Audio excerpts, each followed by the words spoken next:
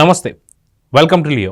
మనతో ఉన్నారు senior journalist Kanakadurga Vadlamani గారు. మేడం నమస్తే. నమస్తే అండి. పేర్ని నాని గతంలో జగన్ చేసినటువంటి కొన్ని వాస్తవానికంటే ఏదో అంటారు కదా, పెద్ద లైన్ ముందు చిన్న లైన్ మర్చిపోతారని చెప్పి కనిపించదని చెప్పి, అలాగా ఈ మధ్య వచ్చిన పరకామణి కావచ్చు, కల్తీనేయి కావచ్చు, లేదా వైఎస్ వివేకానంద రెడ్డి హత్య కేసు మళ్ళీ తిరిగి రావడం కావచ్చు, లేదా దాదాపు 6 ఏళ్ల తర్వాత జగన్మోహన్ రెడ్డి గారు కోర్టుకు మళ్ళీ వెళ్ళడం కావచ్చు, ఇంత పెద్ద లైన్స్ ముందు ఒక చిన్న లైన్స్ అంటే జగన్ చేసిన తప్పులు కావచ్చు, అక్రమాలు కావచ్చు మర్చిపోయి ఉండొచ్చు. అది పేర్ని నాని పనిగట్టుకొని వాటిని గుర్తు చేస్తూ వస్తున్నారు. ఒకటి ఏంటి అంటే, గతంలో జగన్మోహన్ రెడ్డి గారు చేసిన అప్పులు ఏవైతే ఉన్నాయో వాటి అన్నిటి గురించి ప్రస్తావిస్తూ, అసలుకి చంద్రబాబు నాయుడు గారిని విమర్శిస్తూ, ఆయన చేసిన అప్పులు ఇంకెవరూ చేయలేదని చెప్పి, మోడీ కూడా చేయలేదని చెప్పి, నితీష్ కుమార్ కూడా చేయలేదని చెప్పి చెప్తున్నారు. వీటితో పాటు మర్చిపోయిన కొన్ని అంశాలను కూడా ఇప్పుడు పేర్ని బయటపెట్టడాన్ని ఎలా చూడాలి, ఇప్పుడు కొత్త తలకాయ నొప్పులు జగన్కి తీసుకొస్తున్నాడా పేర్ని నాని అంటే ఏం చెప్తారు?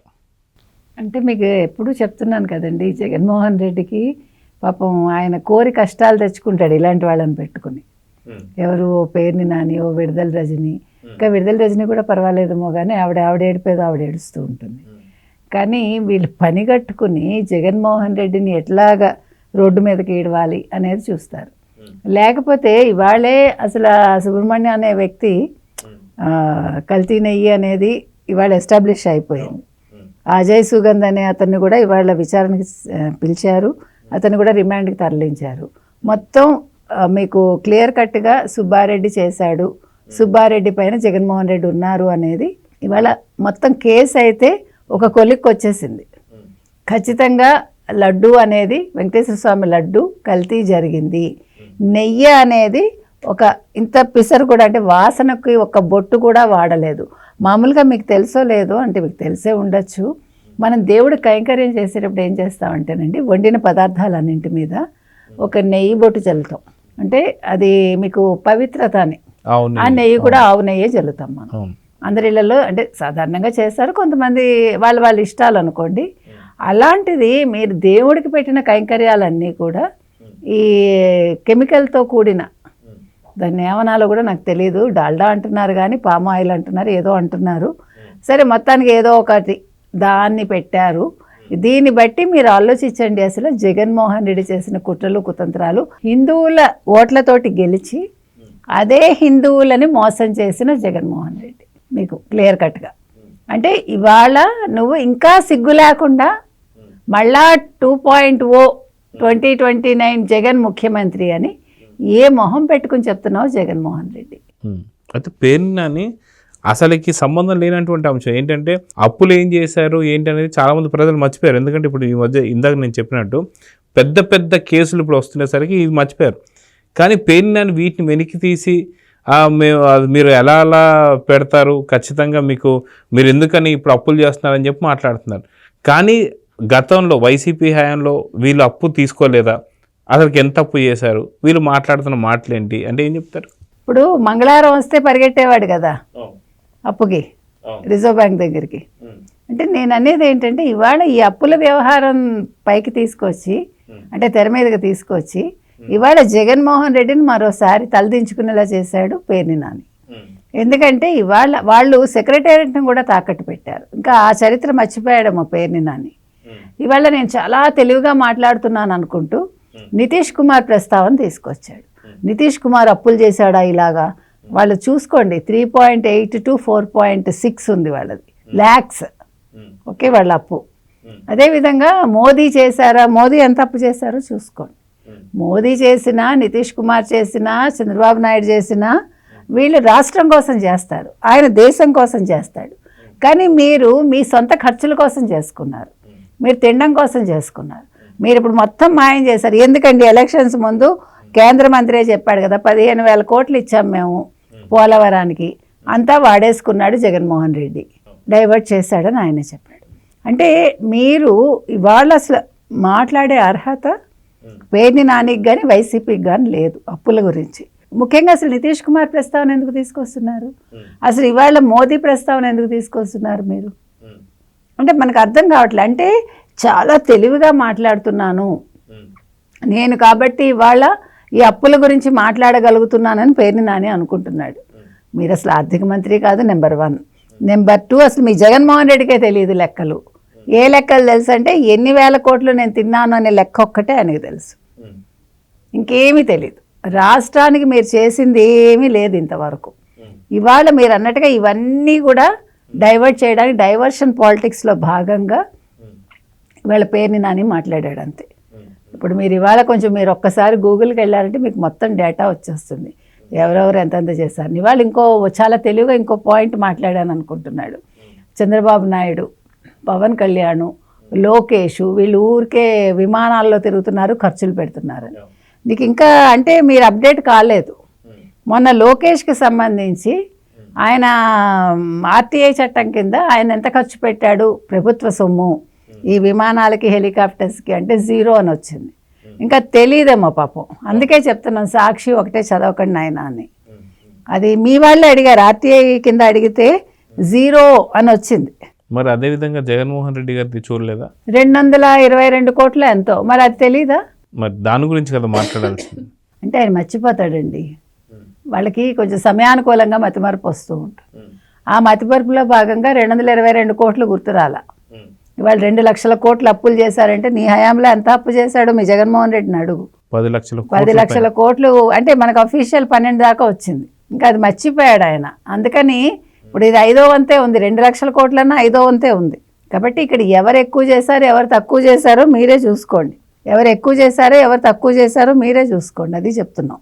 కాబట్టి ఇవాళ అసలు మీకు మాట్లాడటానికి ఏమీ దొరకలేదు, ఎలా డైవర్ట్ చేయాలి. ఇవాళ సుబ్బారెడ్డి పేరు తెర మీదకి వచ్చింది, మళ్ళీ ఫైనల్ అయిపోతుంది. ఆల్మోస్ట్ సుబ్బారెడ్డే ఇందులో కల్తీన ఈ వ్యవహారంలో ఇరుక్కున్నాడని. ఇవాళ జీఎం సుబ్రహ్మణ్యం ఎవరైతే ఉన్నారో ఆయన మొత్తం బయట పెట్టాడు. ఇవాళ అతను ఎవరు అజయ్ సుగంధ్ విషయం కూడా బయటకు వచ్చింది, అతను ఒక కెమికల్ సప్లయరు, అతని ద్వారా ఎవరెవరికి డబ్బులు వెళ్ళాయని. తర్వాత చిన్నప్ప అన్న ఎవరైతే ఉన్నారో అతని విషయంలో కూడా అతను ఎవరు వేమిరెడ్డి ప్రభాకర్ రెడ్డి పేరు ఏదో కొత్తగా తెర మీదకి తెచ్చాడు కానీ అది వర్కౌట్ అవ్వలేదు. కాబట్టి ఇవాళ నీ మనుషులందరూ బయటకు వచ్చేసారు. ఇవాళ జగన్మోహన్ రెడ్డి అనేవాడు ఈ కుట్రలు కుతంత్రాల్లో భాగంగా ఉన్నాడు అనేది మొన్న ఆయన ప్రెస్ మీట్తో పూర్తిగా అర్థమైంది ప్రజలకి. తర్వాత మరోపక్క పరకామణి కేసులో కూడా అంత తేటతెల్లంగా బయటకు వస్తోంది. నిన్న రవికుమార్ అనేవాడు భయపడుతూ ఒక వీడియో విడుదల చేయడం, నాకు అర్థం కాని విషయం ఏంటంటేనండి, వెనకాల అతను కట్టుకున్న తెర అది స్వామివారికి సంబంధించిందా, అది కూడా నాకు డౌట్ వచ్చింది. మీరు చూసే ఉంటారు, అలా ఎలా కట్టుకుంటారు, అది ఒక సందేహం వచ్చింది నాకు. అలా కట్టుకోవచ్చా మనం? తెరలు అనేవి స్వామికి అలాంటివి కడతాం కానీ మనం వాడుకోవచ్చా? అందులో ఒక దొంగ అలా వాడచ్చా? మీరు నన్ను తప్పుగా అనుకున్నా పర్వాలేదు, ఎందుకంటే స్వామికి సంబంధించింది కాబట్టి ఒక దొంగ అలా చేయొచ్చా? ఇక్కడ అతను ఎన్నిసార్లు చెప్పినా నేను తప్పు చేశాను, నా వెనకాల ఎవరూ లేరు, నన్ను ఎవరూ ప్రోత్సహించలేదు, నేనే నా డబ్బులు కట్టాను అంటే అసలు నువ్వు ఎందుకు కట్టావు? నువ్వు 72,000 దొంగతనం చేసి ఇన్ని కోట్లు ఎందుకు కట్టావు? ఒకటి. రెండోది అసలు ఇంకెంత నువ్వు దొంగతనం చేసావు, ఎన్నిసార్లు చేసావు? అంటే ఇక్కడ నాకు ఇంకొక డౌట్ వస్తుంది. ఏదైతే పరకామణి కేసులో మనం సిఐ సతీష్ కుమార్ గారి హత్య చూసాం, ఇప్పుడు మళ్ళీ ఈ యొక్క వీడియో బయటకు వచ్చింది అంటే మనకు ఖచ్చితంగా దీంట్లో ఇన్వాల్వ్ అయి ఉన్న అందరికి కూడా ఖచ్చితంగా సెక్యూరిటీ ఇవ్వాలి. మనం ఆల్రెడీ చెప్పాము, నిన్న అతని మొహంలో భయం కనిపిస్తోంది. అయితే ఈ వీడియో ఎవరు చేయించారు, ఎందుకని నా వెనక ఎటువంటి ఎవరు హస్తం లేదని చెప్పేసి అంటున్నాడంటే ఖచ్చితంగా రవికుమార్ గారికి ఇప్పుడు సెక్యూరిటీ కల్పించాల్సిన అవసరం ఎంతవరకు ఉందంటే ఏం చెప్తారు? పూర్తిగా ఉంది, మనం ఆల్రెడీ చెప్పామండి. నిన్న అసలు ఆ వీడియో ఎవరు చేయించారు, ఎందుకు చేయించారు, పర్పస్ ఏంటి, అక్కడ అంతా క్లారిటీ లేదు. అతను ఎవరినో కాపాడడం కోసం మాట్లాడాడు అనేది క్లియర్ కట్గా అర్థమైంది. నా వెనకాల ఎవరూ లేరు, నా మీద ఎవరు ఒత్తిడి తీసుకురాలేదు, నా అంతటి నేను చేశాను. నువ్వు ఇవాళ ఎందుకు వచ్చి చెప్తున్నావు? ఇన్ని రోజులు ఏమయ్యావు? ఇప్పుడు ఈ కేసు ఇప్పుడు ఒక స్టేజ్కి వచ్చాక, ఇవాళ కరుణాకర్ రెడ్డి పేరు తెర మీదకి వచ్చి సుబ్బారెడ్డి పేరు తెర మీదకి వచ్చాక, విషయం ఫైనల్కి వచ్చాక మీరెందుకు వచ్చి మాట్లాడుతున్నారు? రవికుమార్ సిట్ విచారణ ఎదుర్కొన్న తర్వాత మాట్లాడుతున్నాడు అంటే ఇప్పుడు రవికుమార్ అనే వాడి చేత ఎవరు మాట్లాడించారు, అసలు ఎందుకు ఈ వీడియో బయటకు వచ్చి, అది కూడా క్లారిటీ లేదు. అంటే నేను చేశానంటున్నాడు తప్ప ఈ డబ్బు 72,000కి 14.4 లక్షలు ఎందుకు కట్టాడు అనేది బయటికి రావట్లా. అసలు అలా ఎవడైనా కడతాడా? అంటే మీరు ఎన్ని 100 కోట్లు తిన్నారు, ఇతను రియల్ ఎస్టేట్ చేశాట, ఇతను ఒక కేబుల్ టీవీ పెట్టాట, ఎవరు? ఈ రవికుమారు. సో దీని వెనకాల ఎవరున్నారు, రియల్ ఎస్టేట్లో ఎంత సంపాదించాడు, రియల్ ఎస్టేట్లో ఎవరెవరికి భాగాలు ఉన్నాయి, కరుణాకర్ రెడ్డి ఇన్వాల్వ్మెంట్ ఏంటి, ఇవన్నీ బయటకు రావాలి. కాబట్టి ఇవాళ ఇవన్నీ బయటకు వస్తున్నాయి కాబట్టి పేర్ని నాని గారు ఇవాళ చాలా తెలివిగా నేను ఒక ఆర్థిక మంత్రిగా పనిచేశాను అనుకుని ఆయన ఇవాళ ఆర్థికం గురించి మాట్లాడాడు, అప్పుల గురించి మాట్లాడాడు. చాలా తెలివిగా నేను నితీష్ కుమార్ ప్రస్తావన తెచ్చాడు అనుకుని అక్కడ కూడా గోతిలో పడ్డాడు. మోదీ విషయం ప్రస్తావించాడు, లోకేష్ విషయం ప్రస్తావించాడు. మీరు ఆర్టీఐ కింద మీరు కావాల్సిన డీటెయిల్స్ పొందొచ్చు mister Perni Nani, you get all those things. And పాపం 222 కోట్ల ప్రస్తావన కూడా మీరు చేస్తే కొంచెం మీ క్రెడిబిలిటీ ఉండేది. కాబట్టి అవన్నీ మాట్లాడండి. తర్వాత మొన్న సిబిఐ కోర్టుకు వచ్చినప్పుడు మీ జగన్మోహన్ రెడ్డి 3 నిమిషాలకి 1 కోటి ఎందుకు ఖర్చు పెట్టాడో ఆ విషయం కూడా ప్రస్తావిస్తే ఇంకా బాగుండేది. సో చూద్దామండి, ఖచ్చితంగా వైఎస్ జగన్మోహన్ రెడ్డి గతంలో చేసినటువంటి ఒక పెద్ద కేసుల ముందు ఇది ఒక చిన్న కేసు లాగా అందరూ మర్చిపోయారు. కానీ లేదు అని చెప్పి గుర్తు చేస్తూ పేర్ని నాని గారు తాను చేసినటువంటి ఒక అప్పులు ఏవైతే ఉన్నాయో 12 లక్షల పైచలకు అవి గుర్తొస్తున్నాయి. అదేవిధంగా మీరు ఇందాక అన్నట్టుగా ప్రభుత్వ ఆస్తులు కూడా ఇక్కడ తాకట్టు పెట్టి డబ్బులు తెచ్చుకున్న రోజులు కావచ్చు, ప్రతి మంగళవారం ఆర్బీఐ దగ్గరికి వెళ్ళి తెచ్చుకున్న అప్పులు కావచ్చు.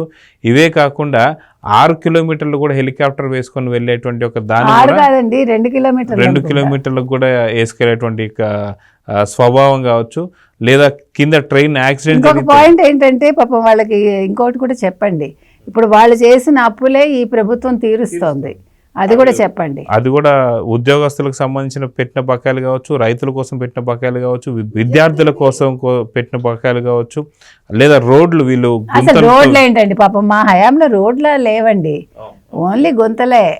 ఆ గుంతలు పూడుస్తానికి చేసినటువంటి మీరు ఎగిరెగిరి పడుతూ వెళ్ళాలి. సో ఇవన్నిటికి సంబంధించి మీరు పెట్టినటువంటి ఒక విధ్వంసాన్ని పూడుస్తానికి జరిగిన అప్పులు అయితే కొంత ఉన్నాయని చెప్పుకోవచ్చు. సో చూద్దాం ఏం జరగబోతుందో. నమస్తే. Please subscribe to Leo news for more videos.